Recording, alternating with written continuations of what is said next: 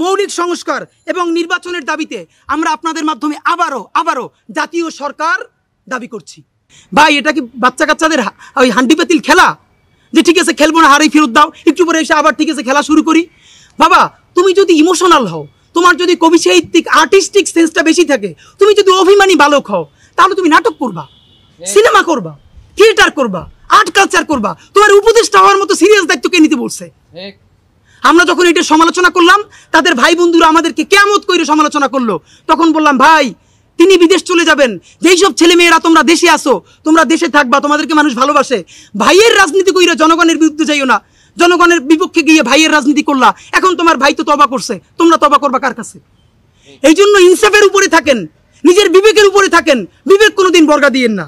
এবং সর্বশেষ, এই যে নিজেদের ক্ষমতাকে কুক্ষিগত করার জন্য বৈষম্য বিরোধী ছাত্র আন্দোলন, সারা বাংলাদেশের যে ফোর্স ছিল সেটাকে নাই করে দেওয়া হলো। এই যে আপনার আজকে এনসিপি, তারা যদি বৈষম্য বিরোধী ছাত্র আন্দোলনটাকে আরো 6 মাসও টিকেই রাখতো, এই বৈশার পক্ষে দাঁড়াই আমরা আওয়ামী লীগ নিষিদ্ধ করতে পারতাম, জুলাইয়ের ঘোষণাপত্র দিতে পারতাম। কারণ এখানে ছাত্র দল ছিল, শিবির ছিল, সবাই মিলে ছিল। তো নিজের ক্ষমতাকে কুক্ষিগত করার জন্য কি করলা? কতক্ষণ শাহবাগের পক্ষে গেলা, বিপক্ষে গেলা, জামাত, হেফাজত, ইসলামপন্থীদের গাইলেইলা, 100 লোক পায় না। এই যে তোমাদের সাথে 100 লোক নাই, এটা তো আমাদের জন্য আনন্দদায়ক না, এটা দুঃখ।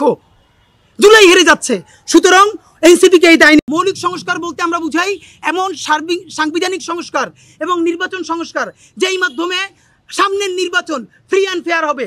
বাংলাদেশে আর কেউ কোনোদিন আওয়ামী লীগ হয়ে উঠতে পারবে না, আর কোনো ব্যক্তি কোনোদিন ফ্যাসিস্ট হাসিনা হয়ে উঠতে পারবে না। এই মৌলিক সংস্কার করবেন। নাম্বার 3, ইতিহাসের সেরা ফ্রি অ্যান্ড ফেয়ার ইলেকশন দিবেন। বিএনপিকে আবার একটা কথা বলি, আপনারা যে বারবার বলেন নির্বাচন চান, আপনারা এসে সংস্কার করবেন, বলেন আপনাদের উপরে আমরা কিভাবে আস্থা রাখবো? ভাই, আপনারা ক্ষমতায় না যেই অ্যাটিটিউডে, যেই ল্যাঙ্গুয়েজে কথা বলতেছেন, প্রসাব করে মানুষ ভাষাই দিবেন। আপনারা ক্ষমতায় গেলে কিসের সংস্কার করবেন? নাম্বার 2, আপনি এখন যখন নির্বাচন চাইতেছেন, সেই নির্বাচনের মধ্যেও একটাবার সংস্কারের কথা বলতেছেন না, বিচারের কথা বলতেছেন না। এমনকি আওয়ামী লীগ যখন নিষিদ্ধ হলো, তখন আপনারা আমাদের সাথে স্পষ্ট শাহবাগে আসতে পারেন নাই, দূর থেকে সমর্থন দিচ্ছেন। আপনি ক্ষমতায় গেলে ইচ্ছা থাকা সত্ত্বেও আপনি পারবেন না, কারণ আপনি দিল্লির কাছে বর্গা হয়ে যাবেন। ক্ষমতায় থাকতে হলে আর্মির সাথে নেগোশিয়েট করতে হবে, দিল্লির কাছে নেগোশিয়েট করতে হবে। বরং আপনি ইউনূসের হাত শক্তিশালী করেন, জামাত ইসলামী ইউনূসের হাতকে শক্তিশালী করেন। বাংলাদেশের সকল মানুষ এই 3টে কাজের কারণে, বিচার, মৌলিক সংস্কার এবং নির্বাচনের দাবিতে আপনারা ডক্টর ইউনূসের হাতকে শক্তিশালী করেন। সেক্ষেত্রে প্রস্তাবনা, এই যে কিছু অতি পাকনা উপদেষ্টা আছে, যাদের কারণে জুলাইয়ের ঐক্য বিনষ্ট হয়, দুর্নীতিগ্রস্ত, তাদেরকে প্রয়োজন আপনি স্যাক করেন। স্যাক করতে সমস্যা হলে তাদেরকে দপ্তরবিহীন করে রাখেন, খাবে আর ঘুমাবে আর ফেসবুক টিপবে, আর কোনো কাজ নাই, তাদেরকে আপনি দপ্তরবিহীন করেন। যেই কয়জন উপদেষ্টা আছে, প্রত্যেক উপদেষ্টার সামনে, প্রত্যেকটা মন্ত্রী পরিষদের সামনে ড্যাশবোর্ড লাগান, কোন উপদেষ্টার কি কি পারফরমেন্স। একজন লোকের কোনো নাম নাই, উনি তো সুপার পারফরমেন্স করতেছে, আমাদের রেল উপদেষ্টা যিনি। এবারে বিদ্যুৎ নিয়ে, জ্বালানি নিয়ে আমাদের সকল ঋণ প্রায় পরিশোধ হয়ে গেছে। তো ওনাদের আমরা দেখতে চাই প্রত্যেক উপদেষ্টার একটা করে ড্যাশবোর্ড থাকবে, কে বেশি ফেসবুক চালায়, কে বেশি কথা বলে, আর না কে বেশি কাজ করে, এটা জনগণ দেখতে চায়। আপনি ড্যাশবোর্ড তৈরি করেন। এবার আমাদের সুনির্দিষ্ট প্রস্তাবনা, আগামী এই 3 দাবিতে অতি দ্রুত বিচার, মৌলিক সংস্কার এবং নির্বাচনের দাবিতে আমরা আপনাদের মাধ্যমে আবারও জাতীয় সরকার দাবি করছি। এই জাতীয় সরকার BNP, Jamaat Islami, AB party, ইসলামী আন্দোলন, অধিকার পরিষদ থেকে শুরু করে এনসিপি, অবশ্যই ফ্যাসিবাদ বিরোধী সকল শক্তিকে, রাজনৈতিক শক্তিকে নিয়ে আপনি জাতীয় সরকার করেন। এই সরকারের মেয়াদ কতদিন হবে? ডক্টর ইউনূস বলেছেন সর্বোচ্চ জুন মাস পর্যন্ত। ইলেকশন তো এর আগে আমরা প্রত্যাশা করি, তাহলে সেটাও 10 মাস। আপনারা যদি পারেন নিজেরা বসে আরও আগে করেন, কিন্তু আগামী 10 মাস হোক, সর্বোচ্চ আগামী জুন মাস হোক। এই একটা বছর এখনও জাতীয় সরকার করার মেয়াদ ফুরিয়ে যায় নাই। এই ক্ষেত্রে যদি বিএনপি অসহযোগিতা করে, তাহলে বিএনপিকে জাতির কাছে জবাবদিহিতা দিতে হবে। জামাত যদি অসহযোগিতা করে, জামাতকে দিতে হবে। বরং এইটা আমরা বিএনপিকে অনুরোধ করবো, আজকে বিকেলে বিএনপি এবং জামাতের সামনে প্রধান উপদেষ্টা বসবেন।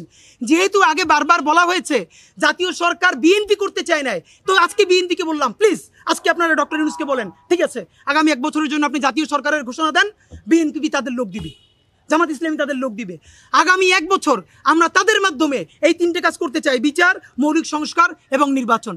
যদি জাতীয় সরকার কোনোভাবে সম্ভবই না হয়, তাহলে দ্বিতীয় প্রস্তাবনা হলো আপনি জাতীয় ঐক্য কাউন্সিল করেন। এই জাতীয় ঐক্য কাউন্সিলের প্রধান থাকবেন ডক্টর ইউনূস, আর এখানে সদস্য থাকবেন প্রত্যেক রাজনৈতিক দল থেকে একজন। এটার সাংবিধানিক মর্যাদা হবে ক্যাবিনেট, আমাদের যে মন্ত্রী পরিষদ বা উপদেষ্টা পরিষদ, সেটার সমান। তারা মন্ত্রী হবেন না, তারা উপদেষ্টা হবেন না, কিন্তু এই উপদেষ্টা পরিষদের ওয়াচডগ হিসেবে কাজ করবেন। তারা প্রত্যেকটা ব্যাপারে কথা বলতে পারবেন। আইদার জাতীয় সরকার করেন অথবা আপনারা দ্রুত জাতীয় ঐক্য কাউন্সিল করেন। এই দুইটা যদি করতে না পারেন, আবার বলি, সামনে যদি ডক্টর ইউনূস কোনো সমাধান না করে, অ্যাটলিস্ট বিচার না করে, মৌলিক সংস্কার না করে সে চলে যায় অথবা নির্বাচনের দিকে চায়, অবিসম্ভাবীভাবে দেশে গৃহযুদ্ধ কিন্তু লাগবে। সেই গৃহযুদ্ধে আমরা সবাই কিন্তু খুব করুণ অবস্থা হবে, দেশের স্বাধীনতা সার্বভৌমত্ব হুমকির মুখে পড়বে। তার প্রধান দায়, আবারও বলছি, এই রাজনৈতিক দলগুলোর নিতে হবে এবং বাংলাদেশ সেনাবাহিনীর নিতে হবে। আপনারা জানেন আগামীকালকে শাহবাগে জুলাই ঐক্য যেই সমাবেশ ডেকেছে, সেই জুলাই ঐক্যের আমরাও গুরুত্বপূর্ণ পার্ট ইনকিলাব মঞ্চ, আমরাও সেই সমাবেশে অংশগ্রহণ করব। সারা দেশের মানুষকে জুলাই ঐক্যের আগামীকালকে শাহবাগে সমাবেশে আসতে অনুরোধ করতেছি। আমরা পরশু থেকে এক সপ্তাহব্যাপী জুলাই ঘোষণাপত্র তৈরির জন্য আবার ইনকিলাব মঞ্চ নতুন করে সপ্তাহব্যাপী জনসংযোগ শুরু করবে। আগামী সোমবার থেকে আমরা সপ্তাহব্যাপী জনসংযোগ করব, ঠিক আওয়ামী লীগ নিষিদ্ধের ব্যাপারে যেরকম করেছি, এখন সপ্তাহব্যাপী হাজার হাজার লিফলেট নিয়ে আপামর জনসাধারণের কাছে যাব। জুলাই ঘোষণাপত্র আগামী 25শে জুনের মধ্যে যদি এই সরকার ঘোষণাপত্র দিতে ব্যর্থ হয়, তার দায় শুধু সরকারের না, তার দায় আর্মির, তার দায় বাংলাদেশ রাজনৈতিক দলের। তখন কিন্তু আপনারা জনতার আদালতে দাঁড়াবেন।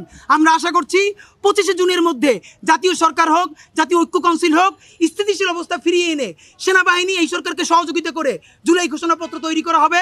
সে পর্যন্ত আপনারা সবাই সাথে থাকবেন।